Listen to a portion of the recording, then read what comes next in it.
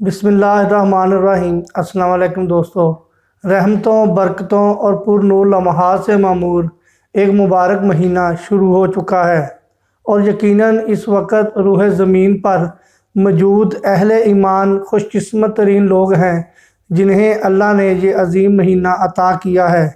آپ صلی اللہ علیہ وآلہ وسلم سے منسوب ایک دعا ہے کہ اے اللہ ہمیں رجب اور شعبان میں برکت دے اور ہمیں رمضان تک پہنچا۔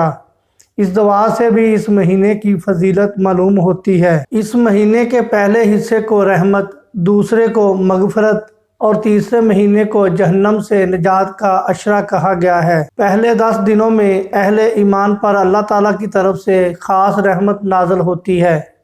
رحمت الہی اس کائنات کی سب سے قیمتی متاع ہے، اور ہر وہ بندہ جس پر اللہ کی رحمت برس رہی ہو تو پھر اس کی پریشانیاں، فکریں اور مسائل کہاں رہتے ہیں۔ نتیجتاً یہ رحمت اس کے لیے رزق، صحت اور فراغی کے دروازے کھول دیتی ہے۔ اہل ایمان جب اس مبارک مہینے کے دوسرے عشرے میں داخل ہوتے ہیں تو وہاں ایک اور انعام ان کا منتظر ہوتا ہے۔ مغفرت الہی کی بدولت ان کے وہ گناہ دھل جاتے ہیں جو سارا سال ان سے شعوری یا لاشعوری طور پر سرزد ہوئے ہوتے ہیں۔ یوں جب اس ماہ مقدس کے 20 دن گزر جاتے ہیں تو مومنین کو اللہ کی رحمت مکمل طور پر اپنی لپیٹ میں لے چکی ہوتی ہے اور انہیں معاف بھی کیا جا چکا ہوتا ہے۔ تیسرے عشرے میں داخل ہو کر رب تعالیٰ کی طرف سے ایک اور عظیم الشان انعام ملتا ہے کہ اہل ایمان کو جہنم کی آگ سے نجات دلا دی جاتی ہے۔ یہ وہ زبردست انعام ہے جس کی دعا ہر پیغمبر اور ہر ولی نے مانگی ہے، اور اہل ایمان کو بھی مانگنے کی تاکید کی گئی ہے۔ اسی عشرے میں ایک اور رات لیلۃ القدر کی رات ہے، جس کو 1000 راتوں سے بہتر رات کہا گیا ہے، اور جس میں مانگی گئی ہر دعا قبول کی جاتی ہے۔ اس رات کی عبادت کو پورے سال کی نفلی عبادت سے بہتر قرار دیا گیا ہے۔ یہ وہ رات ہے جس کو پانے کے لیے اہل ایمان کئی راتوں کو شب بیداری کرتے ہیں، اور اگر کسی کو یہ رات مل جائے تو وہ خود کو دنیا کا خوش قسمت ترین انسان سمجھتا ہے۔ رمضان ہے تو 29 یا 30 دنوں کا، لیکن اس کے ایک ایک پل میں رحمتوں عنایات کی بارش برس رہی ہوتی ہے۔ یہ مہینہ جہاں انسانوں کے لیے ثواب اور درجات کی بلندی کا پیغام لاتا ہے، وہیں یہ شخصیت سازی کا بھی ایک سنہری موقع ہے۔ رمضان میں ہماری شخصیت سازی کیسے ہوتی ہے، آئیے ایک نظر اس پر دوڑاتے ہیں۔ نمبر 1، خود پر کنٹرول۔ رمضان کا اصل مقصد انسان کے اندر 2 طرح کی قوتوں کو مضبوط کرنا ہے۔ ایک روحانی قوت جس کی وجہ سے وہ گناہوں سے بچ سکے، اور دوسری جسمانی قوت جس کی بدولت وہ کھانے پینے کی اشیاء سے گریز کر سکے۔ رمضان کے مہینے کو مکمل آداب کے ساتھ گزارنے سے انسان کی یہ دونوں قوتیں مضبوط ہو جاتی ہیں۔ آپ کو یہ بھی بتاتا چلوں کہ دنیا میں جتنے بھی بڑے انسان گزرے ہیں، ان کے اندر یہ خاصیت پائی جاتی تھی کہ وہ خود پر کنٹرول کرنا جانتے تھے، اور اسی صفت کی بدولت وہ کامیابی کے معراج پر پہنچے۔ نمبر 2، خود شناسی۔ ایک تحقیق کے مطابق انسان اپنی زندگی میں ہر طرح کے مسائل برداشت کر سکتا ہے، لیکن بنیادی ضروریات کھانے پینے پر کوئی سمجھوتا نہیں کر سکتا۔ روزہ اللہ کا وہ حکم ہے جس پر اہل ایمان اپنی بنیادی ضروریات کو چھوڑ دیتے ہیں، اور جب انسان قربانی کے اس درجے پر پہنچ جاتا ہے تو پھر اللہ اس کو یہ انعام بھی دیتا ہے کہ وہ خود کو جان جاتا ہے اور وہ خود شناس بن جاتا ہے۔ نمبر 3 ہے اعلیٰ ظرفی۔ رمضان کے روزے رکھنے سے انسان کے اندر صبر و تحمل کا مادہ بڑھ جاتا ہے، اور یہ چیز اس کے اندر اعلیٰ ظرفی پیدا کرتی ہے۔ اعلیٰ ظرف انسان زندگی کی مشکلات یا دوسروں کی دی گئی تکالیف کو بآسانی کے ساتھ سہ جاتا ہے۔ اعلیٰ ظرفی کی یہ خوبی اس کو دوسروں سے ممتاز بنا دیتی ہے۔ نمبر 4 ہے سرنڈر کرنا۔ رمضان ہمیں سرنڈر کرنا سکھاتا ہے۔ انسان کے سامنے لذیذ کھانا اور خوش ذائقہ مشروبات پڑے ہوتے ہیں، لیکن وہ پھر بھی انہیں ہاتھ نہیں لگاتا۔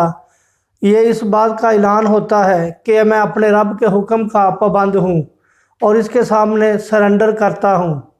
اس کا میرے لیے جو بھی حکم ہوگا وہ مجھے سر آنکھوں پر قبول ہوگا۔ اللہ رب العزت کو اپنے بندوں کی عاجزی بہت پسند ہے اور اسی عاجزی کی بدولت ان پر ترقیوں اور کامیابیوں کے دروازے کھولتا ہے۔ نمبر 5 ہے رویوں میں تبدیلی۔ رمضان ہمیں صبر و تحمل کا سبق دینے کے ساتھ ساتھ نرمی اور صلہ رحمی کا بھی بہترین موقع دیتا ہے۔ جب انسان اپنے رب کا حکم مان کر اس کے سامنے عاجزی اختیار کر لیتا ہے تو پھر مخلوق کے ساتھ بھی اس کا رویہ بہترین ہو جاتا ہے۔ رویے کی یہ تبدیلی دنیاوی زندگی میں اس کی ترقی کا باعث بنتی ہے۔ نمبر 6 ہے ٹریننگ۔ رمضان کا مہینہ مکمل طور پر تربیت اور ٹریننگ کا مہینہ ہے، جس میں انسان کو صبر و تحمل، خود پر کنٹرول، اپنے اعمال کا احتساب، اللہ کے ساتھ مضبوط تعلق، رویے کی بہتری اور ٹائم مینجمنٹ کے ساتھ ساتھ سخاوت اور صلہ رحمی کا سبق ملتا ہے۔ جو بھی انسان ایک مہینے کی اس ٹریننگ کو اچھے طریقے سے مکمل کر لیتا ہے تو اس کے اگلے 11 مہینے بڑے شاندار طریقے سے گزرتے ہیں۔ اب بات کر لیتے ہیں بنیادی معاملات کی۔ نمبر 1 نماز۔ رمضان میں اپنی نمازوں کی روٹین کو درست کیا جائے، نماز کی روح کو سمجھا جائے اور جس طرح نماز کے دوران ہم خود کو اللہ کے سامنے کھڑا محسوس کرتے ہیں اور اپنے اندر بھرپور عاجزی لے آتے ہیں، یہی کیفیت نماز کے باہر بھی رہنی چاہیے۔ اس مبارک مہینے میں تہجد کی پابندی کرنی چاہیے اور اپنے رب کے سامنے پیشانی ٹیک کر سجدوں کی حلاوت کو محسوس کرنا چاہیے۔ نمبر 2 قرآن کی تلاوت۔ رمضان میں قرآن کریم کے ساتھ اپنا تعلق مضبوط بنانے کی کوشش کریں۔ قرآن کو ترجمے کے ساتھ پڑھا جائے اور اس کے لیے باقاعدہ ایک ترتیب بنا لی جائے تاکہ ہمیں معلوم ہو کہ جس کتاب کے ہم ماننے والے ہیں وہ ہم سے کیا چاہتی ہے۔ قرآن کو سمجھ کر پڑھنے سے انسان کو زندگی کا اصل مقصد سمجھ آ جاتا ہے۔ نمبر 3 ہے صلہ رحمی۔ رمضان میں ہمیں بھوکا رکھ کر ایک طرح سے یہ سبق دیا جاتا ہے کہ ہم اپنے ارد گرد ان لوگوں کا بھی احساس کریں جو رمضان کے بغیر بھی بھوکے ہوتے ہیں۔ اس مہینے میں خاص طور پر ایسے سفید پوش لوگوں کی بھرپور مدد کی جائے جو مالی تنگی کا شکار ہوں۔ رمضان المبارک صلہ رحمی کا ایک بہترین موقع ہے۔ اب بات کر لیتے ہیں رمضان اور ہماری کمزوریاں۔ نمبر 1 بے تحاشا کھانا۔ گزشتہ دنوں سوشل میڈیا پر ایک جملہ بہت مشہور ہوا کہ ہمارے لیے رمضان سب سے پہلے کھانے، پھر کمانے اور آخرت میں عبادت کا مہینہ ہے۔ دیکھا جائے تو یہ بات کسی حد تک ٹھیک ہے۔ رمضان میں ہماری توجہ کھانے پینے پر ہوتی ہے، دکاندار زیادہ سے زیادہ کمانے کی فکر میں ہوتے ہیں اور جب یہ دونوں چیزیں پوری ہو جاتی ہیں تو پھر آخر میں عبادت کی باری آتی ہے۔ لیکن بدقسمتی سے اس وقت تک جسم کی انرجی ختم ہو چکی ہوتی ہے اور زیادہ کھانے کی وجہ سے دماغ پر بھی غنودگی چھائی ہوتی ہے اور اسی وجہ سے عبادت میں کوئی لطف نہیں آتا۔ رمضان المبارک میں اکثر لوگ ضرورت سے زیادہ کھانے کا اہتمام کرتے ہیں اور پھر افطاری میں اس قدر کھا لیتے ہیں کہ جو کہ ان کی جسمانی ضروریات سے بہت زیادہ ہوتا ہے۔ بے تحاشا کھانے کا نقصان یہ ہوتا ہے کہ روزے کا جو جسمانی فائدہ ملنا ہوتا ہے وہ نہیں ملتا۔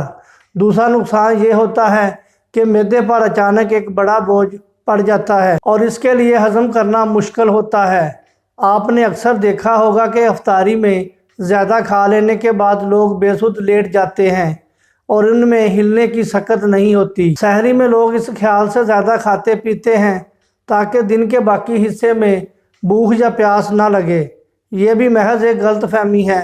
انسانی جسم کو ایک مقررہ مقدار میں خوراک اور پانی کی ضرورت ہوتی ہے۔ جب اس کو یہ خوراک مل جاتی ہے تو معدہ اس کو آسانی کے ساتھ ہضم کر لیتا ہے اور اس خوراک سے اچھی خاصی انرجی پیدا کر کے جسم کو بھی دے دیتا ہے، جس کی بدولت انسان سارا دن گزار سکتا ہے۔ تحقیق سے یہ معلوم ہوا ہے کہ معدے کا بالکل خالی ہونا اچھی صحت کے لیے نہایت اہم ہے، لیکن بے تحاشا خوراک کی صورت میں وہ خالی نہیں رہتا۔ جب خوراک ضرورت سے زیادہ ہوتی ہے تو پھر معدہ اس کو بغیر ہضم کیے آگے پاس کر دیتا ہے، تو پھر یا تو انسان کو گیس کی شکایت ہوتی ہے یا پھر دست کی۔ خلاصہ یہ کہ ضرورت سے زیادہ خوراک فائدہ مند نہیں بلکہ انتہائی نقصان دہ ہے۔ اس لیے رمضان المبارک میں کھانے پینے کے معمول کو کم رکھا جائے اور فرصت کا زیادہ وقت عبادت میں صرف کیا جائے۔ نمبر 2، سستی اور کاہلی۔ رمضان میں ایک عادت یہ بھی دیکھنے میں آتی ہے کہ روزے کو لوگ زیادہ سے زیادہ سو کر یا موبائل وغیرہ پر مصروف رہ کر گزارتے ہیں تاکہ افطاری تک کا وقت جلدی گزر جائے۔ یہ بھی ایک بڑی سستی ہے۔ روزے کی حالت میں انسانی جسم میں اس قدر شدید کمزوری نہیں ہوتی کہ انسان کوئی کام ہی نہ کرے اور بس ہوتا رہے۔ تحقیق سے یہ ثابت ہوا ہے کہ روزے کی حالت میں انسانی جسم توانائی پیدا کرتا رہتا ہے، اور جب معدہ بالکل خالی ہو جاتا ہے تو وہ بدن کی مرمت میں لگ جاتا ہے اور زہریلے مادے ضائع کرنے کے ساتھ ساتھ جسم کو نئی انرجی بھی دیتا ہے۔ اس لیے روزے کی حالت میں بھی عام روٹین کی طرح کام کاج کرنا چاہیے اور فارغ وقت کو اس قدر بے دردی سے ضائع نہیں کرنا چاہیے۔ نمبر 3، رات بھر جاگتے رہنا۔ ایک معمول یہ بھی بن جاتا ہے کہ اکثر لوگ ساری رات جاگتے رہتے ہیں یا مل بیٹھ کر گپ شپ کرتے رہتے ہیں یا پھر موبائل، لیپ ٹاپ وغیرہ پر مصروف ہوتے ہیں۔ ہمارے معاشرے میں اکثر لوگوں کا معمول یہ ہے کہ وہ صبح کے وقت کام، دفتر یا دکان پر جاتے ہیں۔ ایسے میں رات بھر جاگنے کی روٹین بالکل بھی فائدہ مند نہیں، کیونکہ اس سے اگلے دن کے روزے پر فرق پڑے گا اور نیند کی کمی کی وجہ سے ہر وقت غنودگی طاری رہے گی۔ نمبر 4 ہے شو آف کلچر۔ ہمارے معاشرے میں ایک رواج یہ بھی پایا جاتا ہے کہ روزہ رکھ لینے کے بعد ہر دوسرے شخص کے سامنے گرمی، بھوک وغیرہ کی شدت کا اظہار کر کے یہ جتلایا جاتا ہے کہ آج میرا روزہ ہے۔ یہ بھی اپنا اجر ضائع کرنے والا کام ہے۔ انسان کو جس سے محبت ہوتی ہے اس کی خاطر بڑی سے بڑی تکلیف کو بھی خندہ پیشانی سے سہتا ہے۔ روزہ اللہ کے لیے ہے اور وہی اس کا بہترین اجر دے گا، اس لیے اس عادت سے بھی بچنا چاہیے۔ بہت شکریہ دوستو، مجھے اجازت دیں، اپنا خیال رکھیں۔ اللہ حافظ۔ السلام علیکم ورحمۃ اللہ وبرکاتہ۔